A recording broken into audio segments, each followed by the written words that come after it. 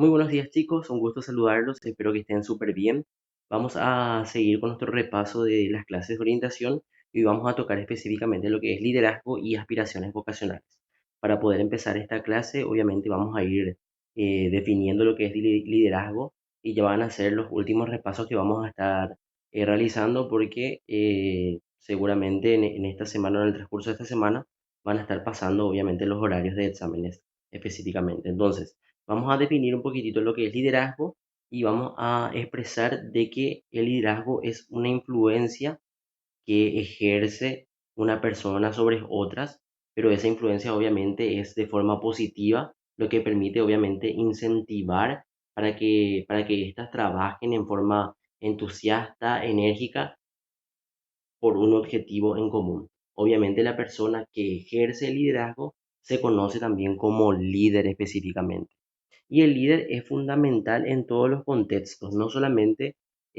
hablando así a modo general, sino que hoy en día, por ejemplo, dentro del sistema político, dentro del sistema empresarial, incluso dentro de la familia o dentro de lo que sería el sistema económico, nosotros necesitamos un líder. Un líder obviamente que sea creativo, que sea innovador, que sea asertivo, arriesgado y por sobre todo que tenga esa capacidad de resolución de conflictos y que busque obviamente el beneficio de todos y no solo el de sí mismo. Por eso obviamente es importante esta función dentro de lo que sería la sociedad en general, porque nos permiten obviamente tener un representante, o sea, una cabeza que guíe, que dirige y que busque obviamente el bien común de todos, como así lograr los objetivos que se propongan en sí. Para ponerlo más esto así como referencia, por ejemplo, un líder empresarial puede ser aquella persona que busque mejorar la imagen de su empresa, pero para que obviamente se pueda lograr esa imagen positiva o esa visión eh, de mejora dentro de lo que sería la institución o la empresa en sí, el líder debe de ayudar, debe de guiar obviamente a todos los que trabajan dentro de esa empresa para poder mejorar obviamente la imagen, haciendo que sus empleados sean más empáticos, más tolerantes, que trabajen justamente en busca de lo que sería la empresa y que eso permita un crecimiento que luego pueda beneficiar obviamente a todos en general. Por eso vemos la importancia obviamente que tiene un líder, así como también en el colegio. Un docente que no tenga un buen rol de líder es un docente obviamente que no va a brindar todos sus conocimientos y que no va a poder manejar obviamente al grupo con el fin de que todos pasen o que todos tengan el interés obviamente para poder pasar la materia o cosas así. Entonces tenemos eso como liderazgo y sus elementos obviamente son la estabilidad, porque obviamente tiene que tener un equilibrio emocional, no puede ser una persona que tenga, vamos a decir, no sepa controlar sus emociones, o sea, que se ponga nervioso y tipo estalle o cosas así, no se va a sobrellevar cierto tipo de situaciones, sino que tiene que ser una persona obviamente con una autoestima elevada, así como también tiene que tener un sentido de justicia, de seguridad, de solución, obviamente, de solución porque tiene que dar respuesta siempre a los diferentes problemas que hay, obviamente, dentro del grupo, como así también de justicia, porque debe de velar porque haya una equidad, una igualdad entre todos, como así también de seguridad, porque debe de proteger, obviamente, la integridad de todos los miembros de en sí, así como también tiene que tener un enfoque positivo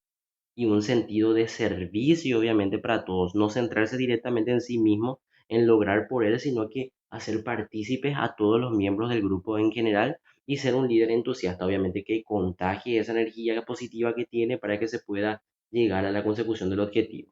Tenemos diferentes tipos de líderes, que es el líder democrático, ¿verdad? Que es uno de los más importantes, que es el que es capaz de confiar en sus miembros, o sea, escucha las opiniones de los demás, confía en ellos, acepta la propuesta que les dan, delega responsabilidades porque sabe que no va a ser capaz de hacer todo él, entonces elige un grupo de personas que van a estar acompañando, obviamente, su trabajo. Es participativo porque se muestra, obviamente, en una actitud de servicio para las cosas que se propongan, obviamente, dentro del grupo. Consulta a sus miembros, obviamente, cuando él necesita tomar una decisión importante, comenta, escucha obviamente lo que dicen los demás y con base a eso va quitando un criterio que sea beneficioso para todos. Luego tenemos el líder positivo, que para mí el liderazgo, por ejemplo, tiene que ser una mezcla obviamente de lo que sería el líder democrático con el líder positivo y vamos a ver ahora sus características obviamente. que es que reconoce sus habilidades y limitaciones, o sea, que sabe obviamente todo lo que él puede dar y que no, tiene una personalidad equilibrada y prudente, se demuestra amistoso y flexible, que es lo que habíamos hablado también con el líder democrático que comparte, que es capaz de controlar obviamente sus emociones, como así también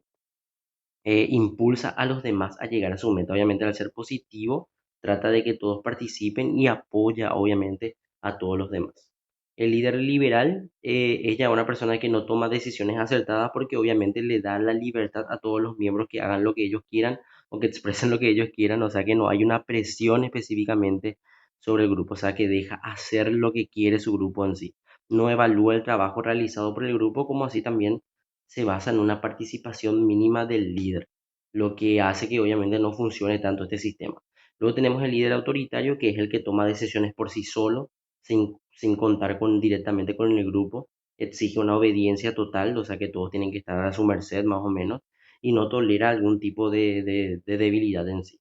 Luego tenemos el líder carismático, que es que genera entusiasmo, cree en sí mismo, no delega responsabilidades, carece de organización, obviamente piensa que puede hacerlo totalmente él, pero en la realidad obviamente es totalmente distinta. Y el líder negativo, que es uno de los más complejos, ¿verdad? Que es el que busca imponer su idea a través de la fuerza o la violencia, ya utilizando unos recursos mucho más complejos, o sea, mucho más densos, como lastimar, golpear o herir para que se haga lo que él quiera, humillar a los integrantes del grupo. Se demuestra diferente a las necesidades, obviamente, del grupo. O sea, no le importa tanto si el grupo sale adelante o no. Y es prepotente e intolerante y amenaza siempre a sus compañeros. Entonces aquí tenemos un breve repaso de lo que sería el liderazgo y vamos ya a ir, obviamente, a lo que sería las aspiraciones vocacionales. Bueno, de hecho, nosotros constantemente nos encontramos dentro de la sociedad buscando un líder.